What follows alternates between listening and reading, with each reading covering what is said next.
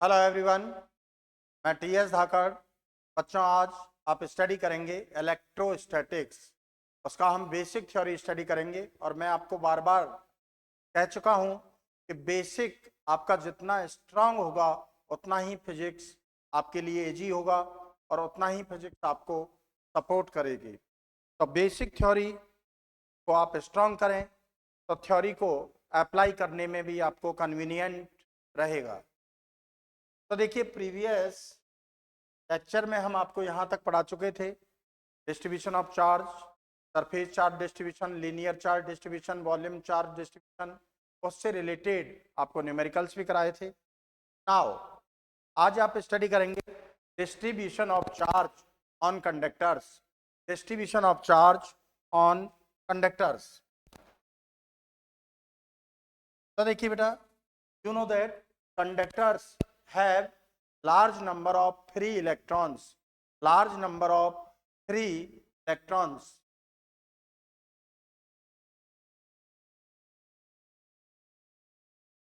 Free electrons होंगे बेटा when a charge q given to the conductor, given charge is uniformly or non-uniformly distributed on surface. Conductors के पास बहुत सारे large number of free electrons होते हैं। जब आप किसी भी कंडक्टर को चार्ज प्रोवाइड करते हैं तो गिवन चार्ज यूनिफॉर्मली और नॉन यूनिफॉर्मली, अगर सिमेट्रिकल बॉडी है तो यूनिफॉर्मली, अनसिमेट्रिकल बॉडी है non uniformly distributed on surface. तो देखिए, अगर हम किसी भी कंडक्टर को एक कैरियर चार्ज, एक चार्ज प्रोवाइड करते हैं तो कंडक्टर के अंदर मोमेंट्री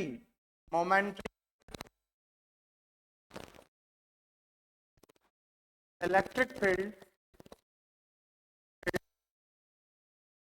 जनरेट होता है।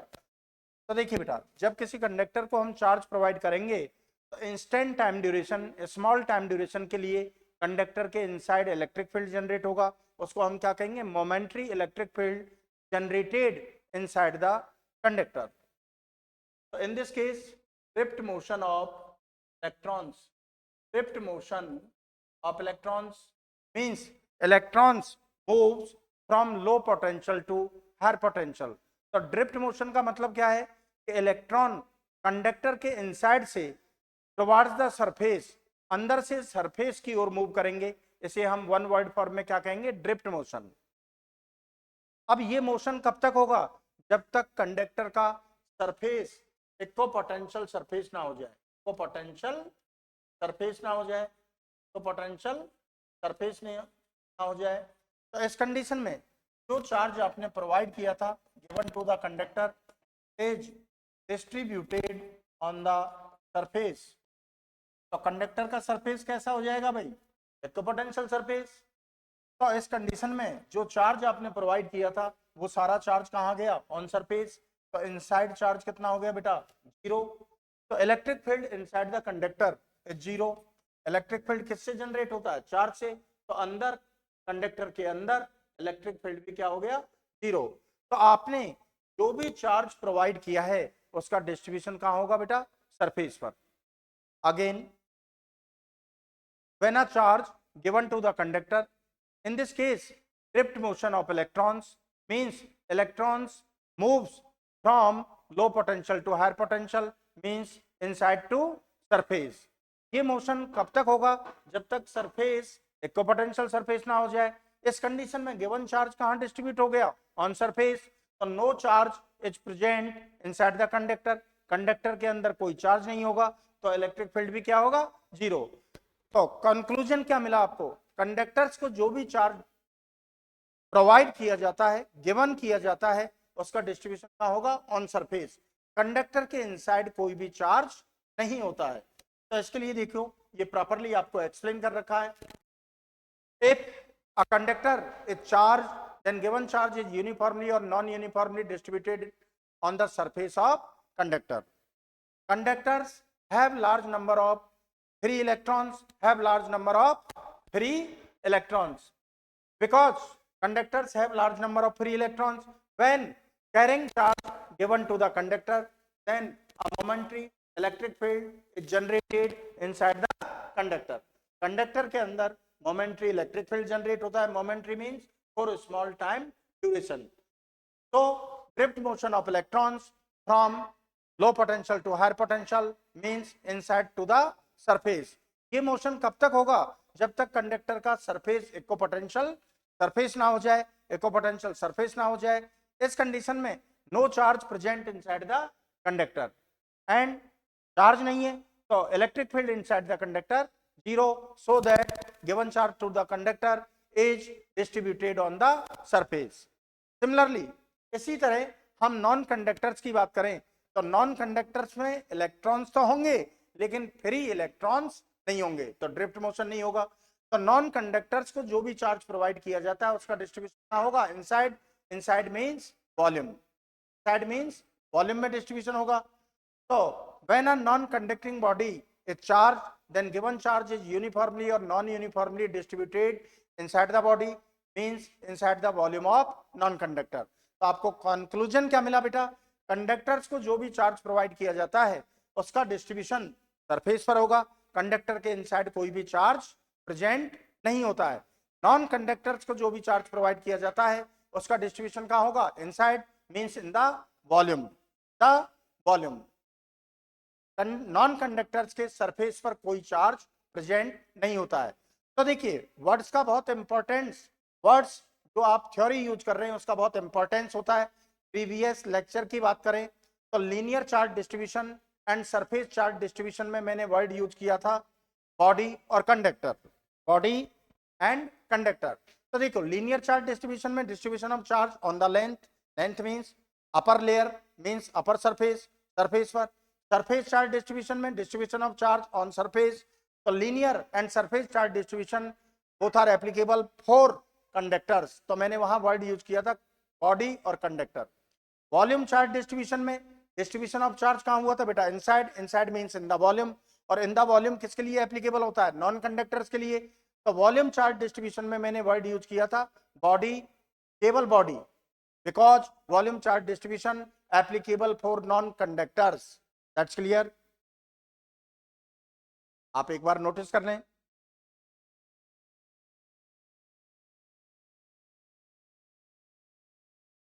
अब देखिए बेटा डिस्ट्रीब्यूशन ऑफ चार्ज और surface charge distribution, distribution of charge और surface charge distribution depends on radius और radius of curvature of body. Distribution of charge और surface charge density depends on radius और radius of curvature of body means distribution of charge, distribution of charge और surface charge density is inversely proportional to radius और radius of curvature। Simple way में radius कह सकते हैं। तो इसका मतलब क्या है बेटा? Surface charge density inversely proportional to the radius of body. अगर बॉडी का रेडियस लार्ज है, रेडियस ज्यादा है तो उस पर चार्ज कम होगा, रेडियस कम है तो चार्ज उस पर ज्यादा होगा। मींस अगर बॉडी का रेडियस लार्ज है तो बॉडी बहुत बिग बॉडी होगी तो उसका सरफेस कैसा होगा? Flat surface. तो charge on flat surfaces is very low, तो value of charge on flat surfaces बहुत कम होगा। अगर रेडियस कम है तो पॉइंट कैसे होंगे? Sharp points like finger tip, finger tip. अगर आपका रेडियस कम है तो शार्प पॉइंट पर चार्ज ज्यादा होगा। Again listen to me, when radius of body is very large then value of charge on flat surfaces is very low। Flat surfaces, चौड़े surface पर charge कम होगा। when radius of body is very small then value of charge on sharp points is very high। Sharp point पर, नुकीले point पर charge की value बहुत ज्यादा होगी। That's clear? Example, which points on the surface of body, which points on the surface of body where value of charge maximum और minimum. एक given body है जो डायग्राम गिवन है, इस बॉडी के किस पॉइंट पर चार्ज की वैल्यू मैक्सिमम होगी और किस पॉइंट पर चार्ज की वैल्यू मिनिमम होगी। तो ये एक डायग्राम गिवन है, कोई भी बर्ड्स हो सकता है। तो बर्ड्स की हम बात करें तो आपने देखा होगा बर्ड्स के लिए पीक पॉइंट, पीक जो होता है वही नॉर्मली मोस्टली सबसे शार्प पॉइंट होता है। तो आपको बताना है किस पॉइंट पर चार्ज मैक्सिमम होगा। तो हम इस पीक की बात करें, पीक, पीक सबसे शार्प पॉइंट होता है, मोस्टली बर्ड्स के लिए बीक ही सबसे शार्प पॉइंट होता है। तो बीक पर चार्ज क्या होगा, मैक्सिमम। और आपने थ्योरी का फ्लैट पॉइंट्स, फ्लैट सरफेस पर चार्ज का वैल्यू कम होगा। तो ये पेट वाला पोर्शन आप देखें तो यहां पर चार्ज की वैल्यू मिनिमम होगी। आप देख सकते हैं पूरे स्पेस में, पूरे बर्ड में पेट से फ्लैट, पेट से चौड़ी जगह तो कोई है ही नहीं।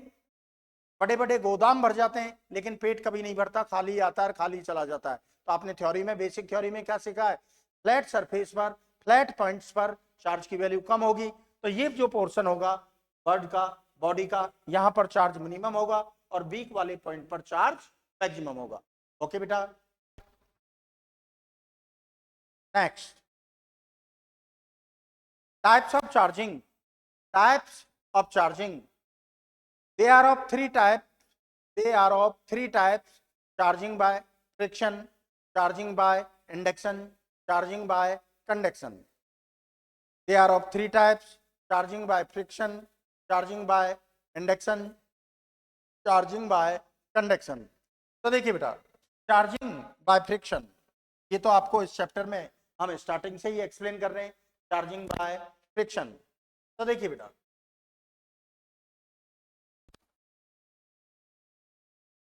when two bodies are rubbed with each other, when two bodies are rubbed with each other, then exchange of some electron, exchange of some electron between them due to friction. तो जो body electron loose करेगा वहां कौन सा charge आ जाएगा बेटा, plus, और जो बॉडी इलेक्ट्रॉन गेन करेगा, रिसीव करेगा, वहां कौन सा चार्ज आ जाएगा, minus.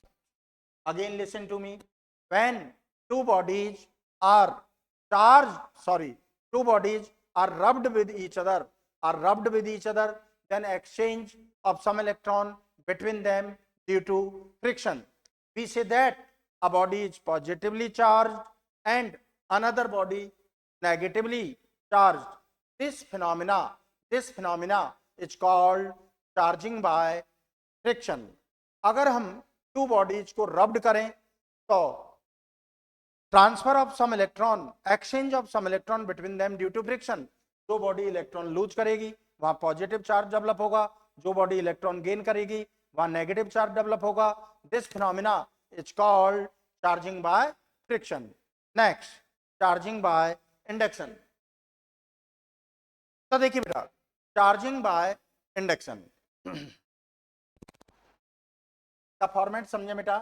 Late us consider a body is already charged, ये बॉडी पहले से ही चार्ज है।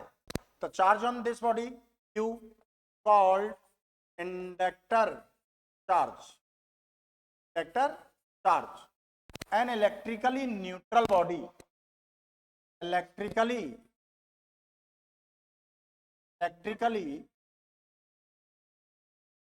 न्यूट्रल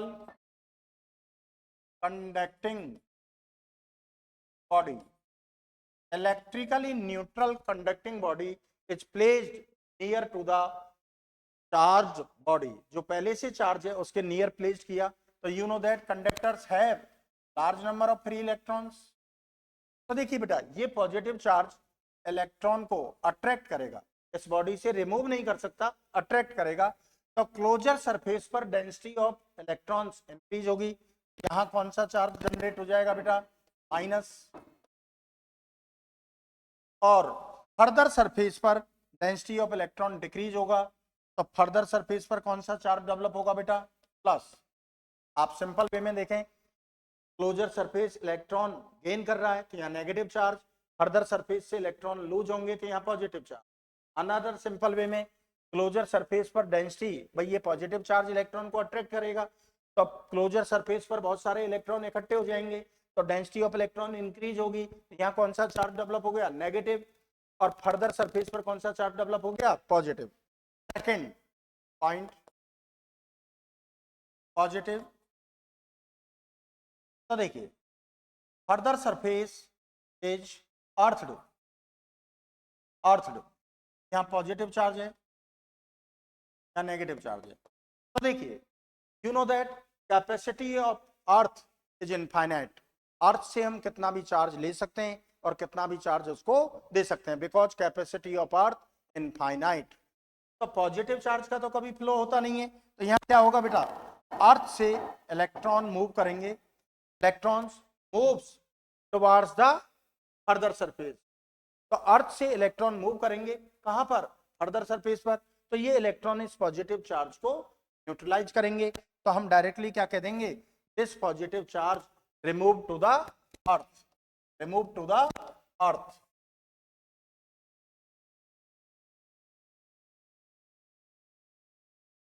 ये पॉजिटिव चार्ज बेटा कहां रिमूव हो गया, अर्थ में। अब बॉडी को फोर्थ पॉइंट, हम अर्थ से डिस्कनेक्ट कर दें, ये नेगेटिव चार्ज यहीं रहेगा, because this negative charge bounded due to positive charge, positive charge की वजह से बाउंडेड है, अपनी पोजीशन में यहीं रहेगा। अब हम ऑलरेडी चार्ज बॉडी को रिमूव कर दें, इसको हटा दें, तो देखिए नेगेटिव चार्ज फ्री हो गया, तो negative charge distributed on the surface of body. तो this charge q dash is called induced charge. तो हम क्या कहेंगे बेटा, induced चार्ज, दैट्स क्लियर। ये इसका बेटा पूरा फॉर्मेट है, तो हम क्या कहेंगे, charging by induction, charging by induction. तो देखिए the electrostatic induction is a temporary phenomena, is a temporary phenomena of electrification, temporary phenomena of electrification in which opposite charge appear its closer surface and similar charge appear its further surface in presence nearby a charged body, in presence nearby a charged body। Again listen to me simple way में, electrically neutral conducting body के near एक charge, already charge body को रखा जाए, तो closer surface पर opposite charge appear होगा, generate होगा, और फर्दर सरफेस पर सिमिलर चार्ज अपीयर डेवलप होगा।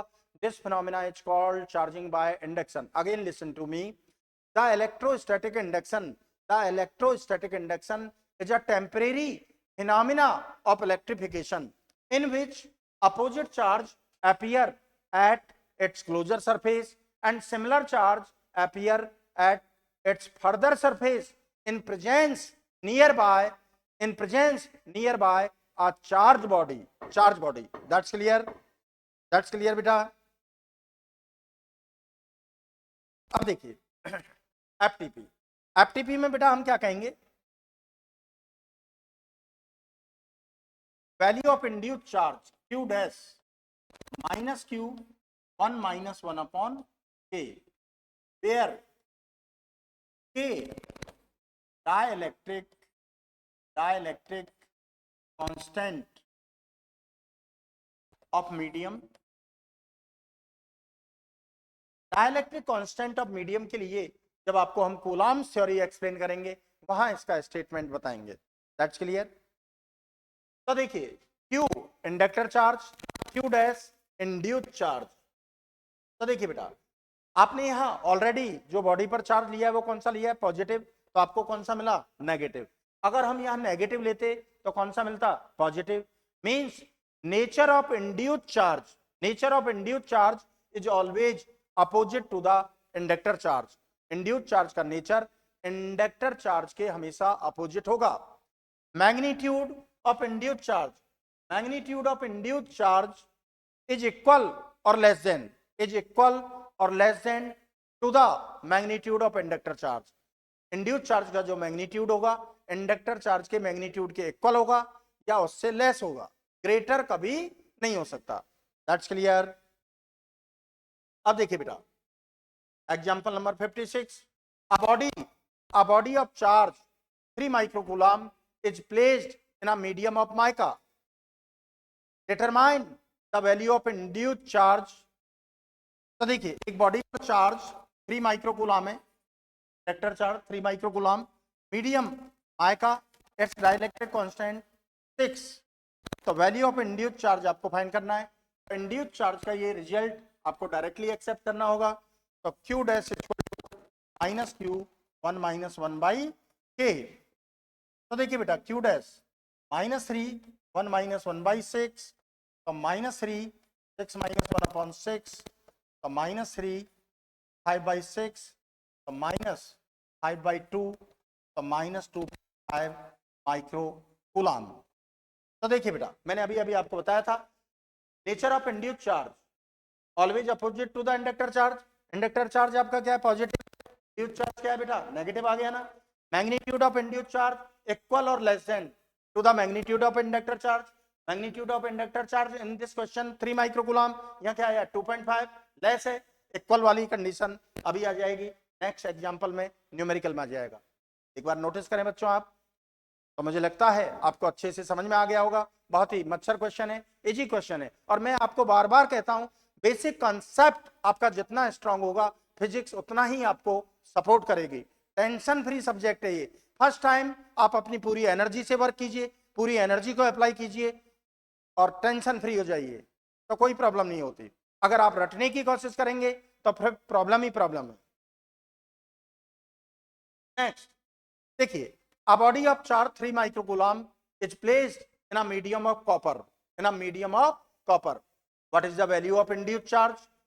तो देखिए एक बॉडी है जिस पर चार्ज कितना है 3 microcoulomb. Copper, copper as a metal, metal हो गया ना बेटा. तो for metal dielectric constant infinite.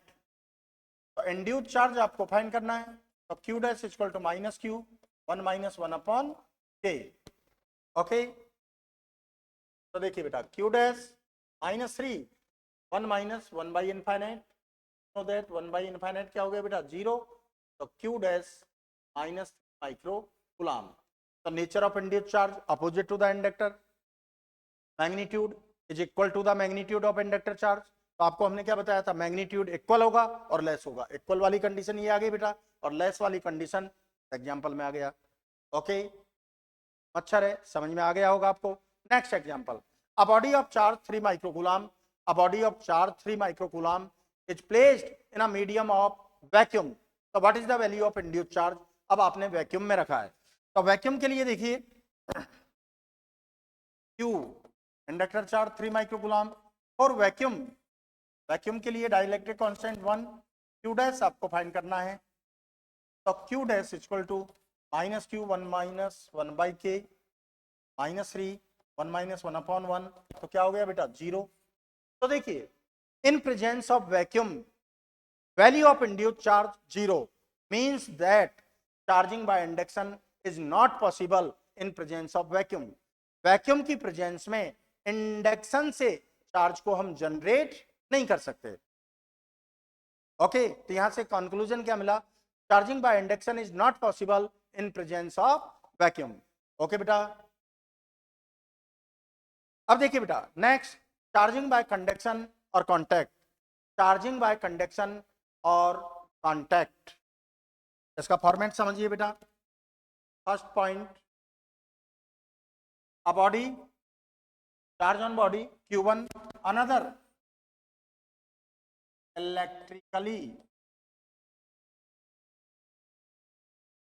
Neutral body, both are placed to contact each other or both are connected by thin conducting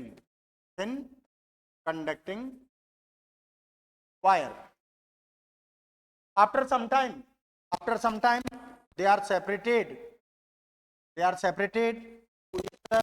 So total charge is equally distributed on both bodies. Equally means दोनों charge को, दोनों bodies के charge को add करके 2 से divide कर देंगे. तो Q dash equal to 1/2.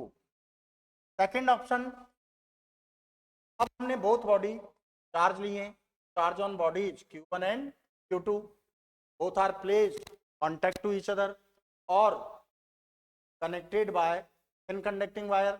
After some time they are separated to each other, तो दोनों पर इक्वली डिस्ट्रीब्यूट होगा बेटा, तो Q dash equal to Q1 plus by 2।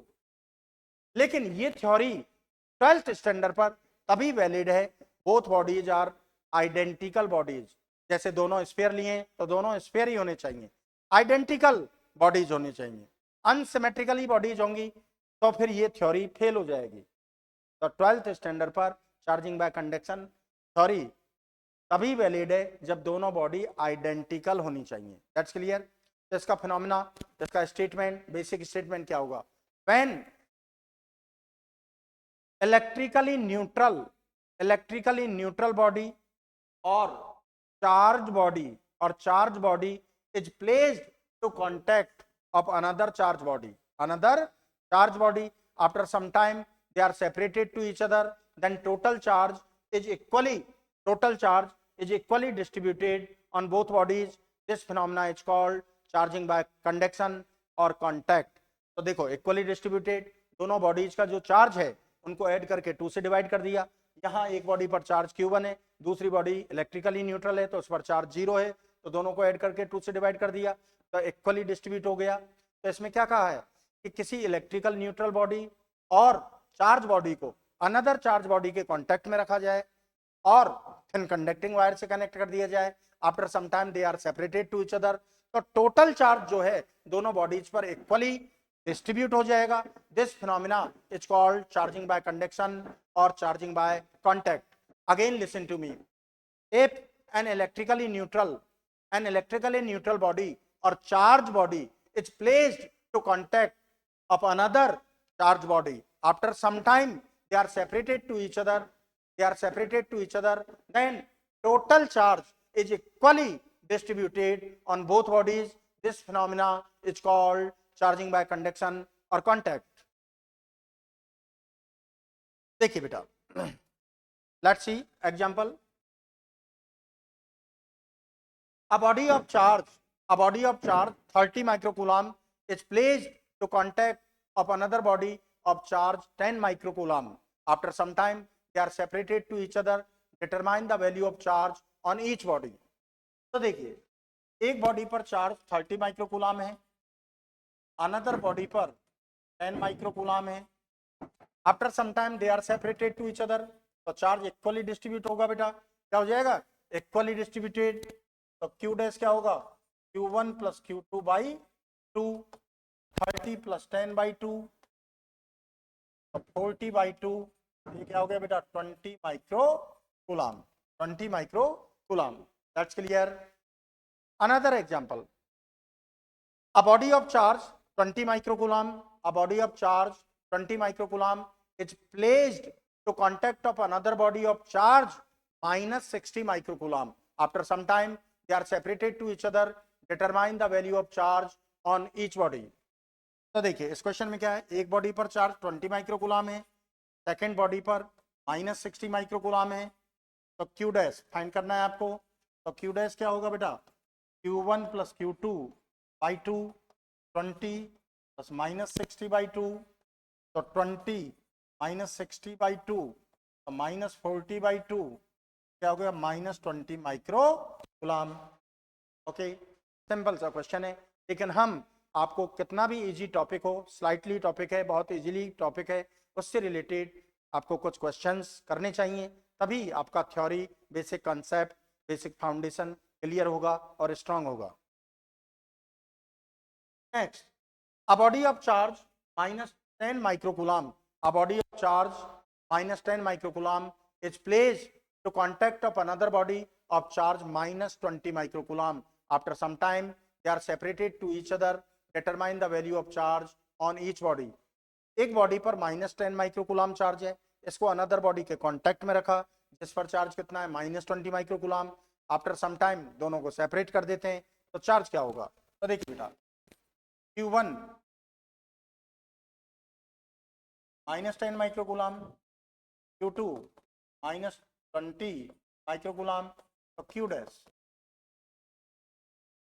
तो q dash q1 plus q2 by 2 -10 -20 by 2 क्या हो गया बेटा माइनस, तो दैट्स क्लियर। अब देखिए बेटा overall physics and in electrostatics, आप एक वर्ड आपके सामने अक्सर आएगा पॉइंट चार्ज। पॉइंट चार्ज, तो पॉइंट चार्ज से पहले आपके लिए पॉइंट पता होना चाहिए। क्या पता होना चाहिए? पॉइंट। तो वैसे तो 11th क्लास में आपको एक्सप्लेन किया जाता है पॉइंट। व्हेन इफ, या अपन कहें if size shape and geometry of body is very small और negligible then body is called point और पॉइंट ऑब्जेक्ट। अगर किसी बॉडी का साइज शेप ज्योमेट्री बहुत स्मॉल है, मींस नेग्लिजिबल है, तो उस बॉडी को हम पॉइंट और पॉइंट ऑब्जेक्ट अज्यूम कर लेते हैं। लेकिन प्रॉपरली बात करें तो ये स्टेटमेंट 100% फिजिक्स के अकॉर्डिंग एक्सप्लेनेशन नहीं कर पाता है, बिकॉज फिजिक्स में स्टडी कंपैरेटिवली होती है। फिजिक्स में हम पूरे ट्रेन को भी पॉइंट ऑब्जेक्ट कंसीडर कर सकते हैं। When a train move from Jaipur to Mumbai, travel distance approx 1200 kilometres, 1200 kilometre much greater than with respect to length of train. So in this case train behave as a point or point object. अगर कोई भी body अपने size के respect में बहुत ज्यादा distance को travel करती है तो उस बॉडी को पॉइंट ऑब्जेक्ट अज्यूम किया जा सकता है। तो फर्स्ट स्टेटमेंट तो मैंने नॉर्मली आपको एक्सप्लेन किया, if size shape and geometry of body is very small और negligible then body is behave as point और पॉइंट ऑब्जेक्ट। अनदर स्टेटमेंट जो फिजिक्स के लिए बहुत ही बेटर है, फिजिक्स के अकॉर्डिंग काफी अच्छा एक्सप्लेनेशन करता है, तो उसमें हम क्या कहेंगे, if travel distance by body is much greater than with respect to size of body then body is behave the point और पॉइंट ऑब्जेक्ट। तो मैंने अभी ट्रेन का एग्जांपल दिया था ना आपको ट्रेन वाला, तो उसके अकॉर्डिंग हम पूरी ट्रेन को भी पॉइंट ऑब्जेक्ट अज्यूम कर सकते हैं।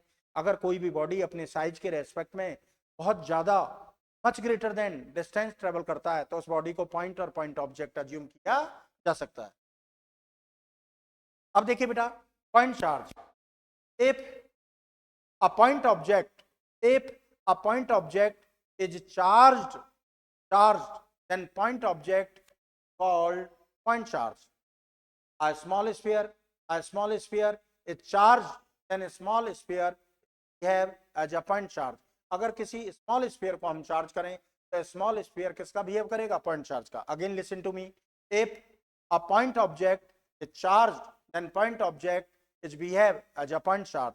अ small sphere is charged then small sphere is behave as a point charge. That's clear. अब देखिए बेटा एफटीपी फाइनल टच पॉइंट्स में आप देख सकते हैं चार्ज के बारे में आपको मैंने approx 50 pages theory based on charge and based some numerical problems questions based on charge, तो 50 पेजेज में मैंने चार्ज से रिलेटेड थ्योरी आपको बताया। कहीं भी मैंने आपको एक्सप्लेन नहीं किया है कि चार्ज को रिप्रेजेंट करने के लिए डायरेक्शन का रिक्वायरमेंट होता है। तो no requirement of direction, no need of direction for representation of charge. That means that charge is a scalar quantity. तो चार्ज कैसा, फाइनल टच पॉइंट्स में हम चार्ज के लिए क्या कह देंगे बेटा, चार्ज कैसा क्वांटिटी है। अब स्केलर क्वांटिटीज की हम बात करें तो फ्रॉम 11th क्लास सबसे पहले आपने स्केलर क्वांटिटी क्या पढ़ा था, distance is always positive. Charge में भी पॉसिबल पॉजिटिव एंड नेगेटिव। तो ये स्केलर वर्ड पॉजिटिव को तो फॉलो करता है लेकिन नेगेटिव को फॉलो नहीं करता है। तो इसके लिए एक बहुत ही इंटरेस्टिंग डीपली पॉइंट है, when two bodies are rubbed with each other then exchange of charge, exchange of electron between them. When two bodies are rubbed with each other then exchange of some electrons between them due to friction, we say that a body is positively charge and another body is negatively charge. अगर मैं ये कहूं इन two bodies को rubbed किया जा रहा है, इस राइट हैंड पर पॉजिटिव चार्ज है तो लेफ्ट हैंड पर अंडरस्टूड है नेगेटिव चार्ज होगा। अगर राइट हैंड पर नेगेटिव है तो ये अंडरस्टूड है, फिक्स्ड है कि लेफ्ट हैंड पर पॉजिटिव चार्ज होगा। मींस एक बॉडी पर चार्ज दूसरी के रेस्पेक्ट में जनरेट होता है। तो इसके लिए मैंने कहा charge is a relative quantity, relative scalar quantity. तो ये रिलेटिव वर्ड बताता है कि चार्ज पॉजिटिव के साथ साथ नेगेटिव भी होगा। तो 100% एक्सप्लेनेशन के लिए चार्ज स्केलर क्वांटिटी है, यहां तक ठीक है, लेकिन more than better relative scalar quantity है। ये रिलेटिव वर्ड एक्सप्लेन करता है कि चार्ज पॉजिटिव के साथ साथ नेगेटिव भी पॉसिबल है। लाइक आप 11th में बात करें, angular velocity, angular velocity omega, बेटा वेक्टर क्वांटिटी है, लेकिन ये 100% करेक्ट नहीं है। Angular velocity related to rotational motion, for rotational motion we need angular axis, तो हम इसको क्या कह देते हैं मोर करेक्ट में, एक्सियल वेक्टर क्वांटिटी। क्या है, वेक्टर तो है, लेकिन कौन सा वेक्टर है, एक्सियल वेक्टर। इसी तरह से सिमिलरली चार्ज स्केलर क्वांटिटी है, लेकिन मोर करेक्ट 100% हम कहेंगे रिलेटिव स्केलर है, बिकॉज ये रिलेटिव वर्ड ही एक्सप्लेन करता है चार्ज पॉजिटिव के साथ साथ नेगेटिव है। और रिलेटिव वर्ड के एडवांटेज देखिए आप, in electrostatics, in electrostatics for scalar quantities, for scalar quantities, तो देखिए चार्ज स्केलर है, रिलेटिव स्केलर है, तो for scalar quantities positive charge को पॉजिटिव टर्म में यूज करेंगे, नेगेटिव को नेगेटिव टर्म में यूज करेंगे। तो स्केलर चार्ज रिलेटिव स्केलर है, तो स्केलर का रिलेशन स्केलर से, यानी इसकी भाईबंदी, तो इंडियन लैंग्वेज में भाईबंदी किससे होगी, स्केलर से। तो इलेक्ट्रोस्टैटिक्स में जितनी भी स्केलर क्वांटिटीज हैं, पॉजिटिव चार्ज को पॉजिटिव में यूज करेंगे, नेगेटिव को इन टर्म ऑफ नेगेटिव। तो देखिए पॉजिटिव साइन कभी कोई प्रॉब्लम नहीं करता है, पॉजिटिव साइन कभी कोई प्रॉब्लम नहीं करता है, नेगेटिव साइन प्रॉब्लम करता है। Means negative sign is very very dangerous character in physics. अगर नेगेटिव के लिए आप सीख गए तो फिजिक्स में बहुत कुछ सीख गए, और नेगेटिव के लिए आपको different conceptual properties time to time step by step आपको एक्सप्लेन की जाएंगी। अब स्केलर क्वांटिटीज में तो बेटा ये हो गया, तो वेक्टर के लिए क्या होगा, for vector quantities, for vector quantities. नहीं, बच्चे 12th पास आउट हो जाते हैं, उन्हें ये पता ही नहीं लगता कब नेगेटिव को प्लस में फॉर्म में यूज करना है, कब नेगेटिव को एजिटेड नेगेटिव रखना है। जब मैं इसके निकल्स कराऊंगा तब और भी आपको इसके क्लियर करूंगा। तो वेक्टर क्वांटिटीज में प्लस माइनस पॉजिटिव हो और नेगेटिव हो, always use in form of positive, because negative sign emerged in the direction of vector quantity. तो नेगेटिव साइन कहां इमर्ज हो जाएगा, नेगेटिव साइन इसके लिए साइन इमर्ज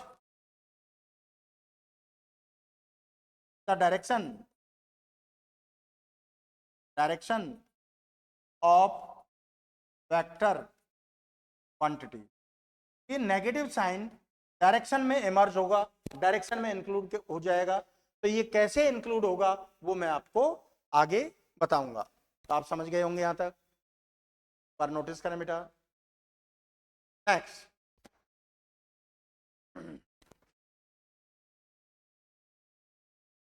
ओके,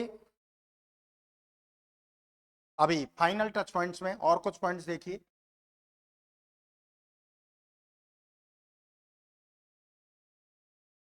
तो देखिए बेटा, स्टेशनरी चार्ज, फिर zero means rest charge, produce an electric field, electric field, moving charge with uniform speed, with uniform speed produce electric field and magnetic field। Tiny questions में बेटा पूछ लिए जाते हैं। Moving charge with non uniform speed, non uniform speed, non uniform speed produce an electric field, magnetic field and some radiations energy, और MW भी कह सकते हैं, इलेक्ट्रोमैग्नेटिक वेव्स। ठीक है, ये टाइनी क्वेश्चंस में बेटा पूछ लिए जाते हैं। Rest charge electric field produce करेगा. Moving with uniform speed electric field and magnetic field. Moving with non uniform speed produce an electric field, magnetic field and some radiation energy. Okay. Like charge, like charge,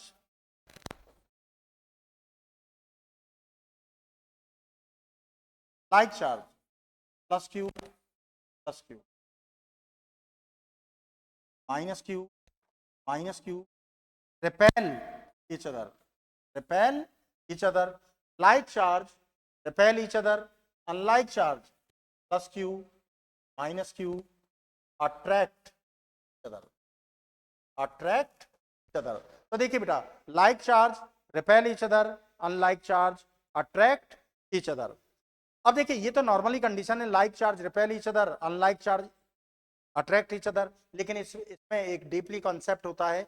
attraction repulsion तभी valid है, तभी applicable है जब दोनों charge का magnitude equal और approx equal है. अगर दोनों चार्ज के मैग्नीट्यूड में लार्ज वेरिएशन है, लार्ज डिफरेंस है, तो ये कॉन्सेप्ट फेल हो जाता है. तो देखिए, द इलेक्ट्रोस्टैटिक अट्रैक्शन और repulsion between 2 point charges is applicable when magnitude of both charges are equal or approx equal, otherwise not applicable. In simple way, electrostatic attraction or repulsion between two charges, point charges, is applicable when magnitude of both charges are equal or approx equal, otherwise not applicable. Otherwise applicable नहीं होगा. Okay बेटा, तो इससे related आप question देखें. Can two like charge, can two like charge small balls, can two like charge small balls be attracted to each other? If yes, explain it. two small balls हैं जिन पर like charge हैं, क्या वो एक दूसरे को attract करेंगी? If yes, तो explain it. अगर मैंने लास्ट पॉइंट आपको जो एक्सप्लेन किया है उसको अगर मैं एक्सप्लेन नहीं करता तो आप क्या कहते हैं? Like charge repel each other. It is not possible. लेकिन लास्ट में मैंने अगेन रिपीट कर देता हूं, क्या बताया है? द इलेक्ट्रोस्टैटिक अट्रैक्शन और repulsion force between 2 point charges is applicable when magnitude of both charges are equal और approx equal, otherwise not applicable. तो आपका क्वेश्चन कह रहा है टू स्मॉल बॉल्स हैं जिन पर लाइक चार्ज है, चार्ज लाइक है, सेम नेचर का चार्ज है, लेकिन मैग्नीट्यूड के लिए कुछ नहीं कहा है. क्या ये एक दूसरे को अट्रैक्ट करेंगी? यदि करती हैं तो एक्सप्लेन करिए. तो हम एक्सप्लेन करते हैं. देखो, बहुत ही अच्छा क्वेश्चन है, इंटरेस्टिंग क्वेश्चन है. If Q1 is greater greater greater than Q2, suppose कीजिए ये 100 कूलाम है और ये 1 कूलाम है, तो 100 coulomb is greater greater then 1 coulomb. तो नियर अबाउट एक दूसरे के नियर लाएंगे, तो ड्यू टू इंडक्शन यहाँ कौन सा चार्ज आ जाएगा बेटा? माइनस. तो इंड्यूस चार्ज का मैग्नीट्यूड इंडक्टर चार्ज के इक्वल होता है, अप्रॉक्स इक्वल और अप्रॉक्स इक्वल, लेस ग्रेटर कभी नहीं हो सकता. तो हमने इक्वल ही ले लिया, -100 कूलाम. तो फाइनली आपका क्या बचा? -100 कूलाम 1 कूलाम माइनस 99 कूलाम. अब इनको देखिए, दोनों का नेचर अपोजिट हो गया और मैग्नीट्यूड अप्रॉक्स इक्वल है, तो अट्रैक्ट करेंगे कि नहीं करेंगे बेटा? तो क्वेश्चन ने लाइक चार्ज कहा है, मैग्नीट्यूड के लिए नहीं कहा. तो मैंने बेसिकली आपको ये एग्जांपल देकर बता दिया. If Q1 is greater greater than Q2, then opposite charge appear on Q2. भाई Q1 ग्रेटर है तो इंडक्शन कौन जनरेट करेगा? Q1. तो opposite charge appear on Q2 due to induction by Q1, so they are attract each other, so they are attract each other. तो दोनों attract करेंगे. That's clear. दोबारा सुने.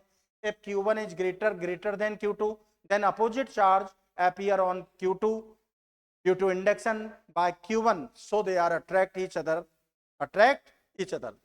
नेक्स्ट एग्जांपल देखिए. a metallic solid sphere of radius small a has net charge plus 2q, is placed inside the spherical shell SHELL cell at concentric position. Inner and outer radius of spherical shell B and C has net charge -q. Determine the surface charge density of inner and outer surface of spherical shell. आपका question ये है, देखिए, metallic sphere of radius A has net charge Q। Spherical shell हो गया ये आपका।